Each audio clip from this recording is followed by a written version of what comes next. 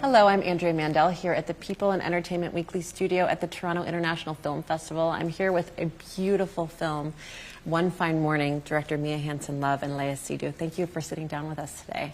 Thank you. Thank you. There's so much to talk about with this film, but Mia, I wanted to start with you because I know some of it came from a personal place, and I'm curious if you can tell us a little bit about why you decided to tell this tale about this woman who's going through so much, including an ailing father. She's a widow of 5 years that finds some love, a version of love again in this film. And so I'm curious how you came to want to tell this story. Yeah, well, I'm not sure if I really wanted to tell the story. I feel more like it decided for me and that I had to write it. There was no other way. When I went back to my desk after my previous film, Bergman Island, and I started to ask myself what I could write, there was nothing else that I could think of, and I guess it has to do with my father's disease, which inspired me some parts of the film, but also with the observation of how strangely and strongly in life very happy moments can cohabit with grief and with pain, and both can be very intense and secretly have a secret dialogue to each other. And I wanted to make a film that was trying to catch this simultaneity of very opposite feelings. And Leah, you play a woman whose life is filled with duty. It's loving duty, but she spends much of her time caring for her father, whose memory is leaving him, and her daughter, but also finds some happiness along the way, as you mentioned, some semblance of love.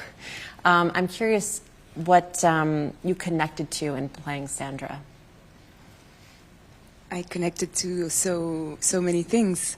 I was very moved by the story, the character, and also the fact that it was based on Mia's personal life.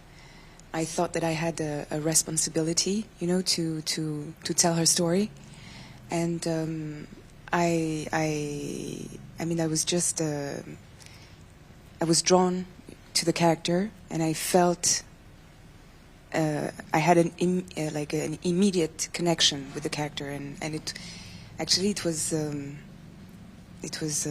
I felt that I was Sandra. I wasn't acting. And it was also the first time that I was given a part where I'm not playing a fantasy. I'm a real woman in this film, and this is also something that I really enjoyed. Well, that actually was part of my next question. I was curious first how the two of you met. And Mia, I've heard you say before that you wanted to be able to show a different side of Leah in this film. So I was wondering if you could talk a little bit about that. Well, I didn't know Leah at all when we sent her the script. So we met physically the first time after Leah had read the script. But I did write the film from the start with Leah in mind. I couldn't think of anybody else. Well, first of all, just because I admire her a lot, and I had the wish to work with her one day. I've admired her in many films that she's been in, and I admire also the way she creates her filmography, her career, in a very original and singular way. Something that I also very admire about actresses it's not only about how they are in the films, but the way they choose the directors they want to work with. And but I mean, the other thing was that I had the feeling that maybe there was something in the part that would allow us to see Leah in a different way. I had seen her in very sophisticated parts where, yes, she was filmed often not only by men, she's been filmed by women before, of course, but in the last years, maybe more by men. And there was something about the way she was looked at, where, just as Leah said, she was a fantasy in a way.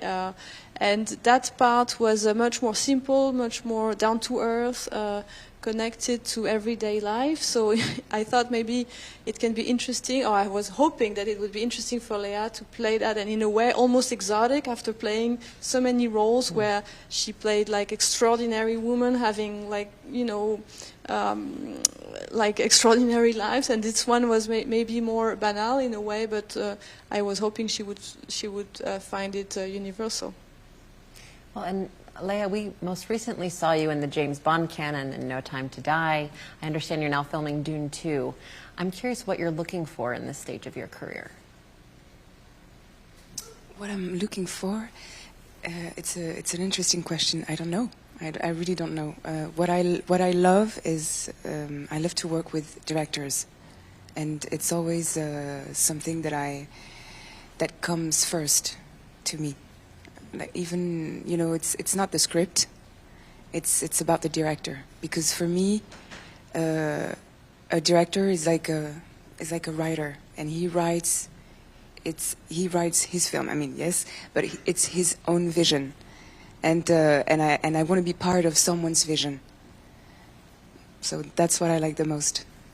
And you both are so prolific. I mean, last year you released Bergman Island. Leah, I was trying to count the number of films that you released in the last 2 years. I stopped somewhere around 5 or 6. I'm curious, and I'll start with you, Leah. What fills you up when you're not working? Sorry? What fills you up? What brings you joy when you're not working? Oh, so many things. So many things. I love being with my son, I have to say. Yeah, this is what I love the most. And your day-to-day life with your son is in Paris, no? Yes. And Mia, for you? Well, I could give the same answer. Yeah, I've been working a lot, but that makes me love the time where I don't work even more, maybe. And I also love being with my kids, but actually I never really feel I'm not working even when I don't work, because I guess as a writer, even when I'm not writing, I feel like it's part of my work somehow to experience life. So it's the division between what's work and what's not work is not always that clear for me. And is there a certain project of yours, and this is to each of you, that you would want to show your children first when introducing them to what you've been up to while they were growing up? Films that I've... that you've been in. What's yeah. the first one you would like to show your son? The thing is, he's obsessed about submarines.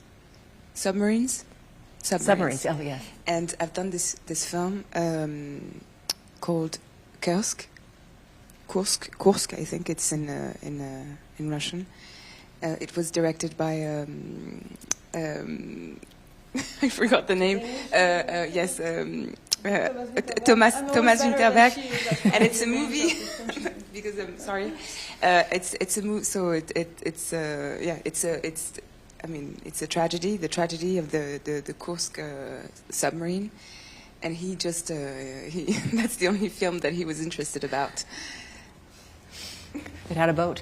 Exactly. Mia, what about you?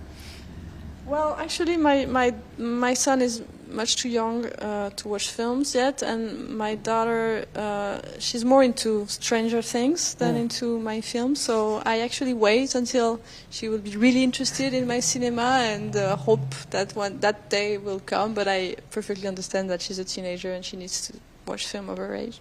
I know this day will come, so just hang tight. Thank you so much for talking about One Fine Morning. It's a beautiful film, it's an important film, and it's so nice to sit here and be able to discuss it with you.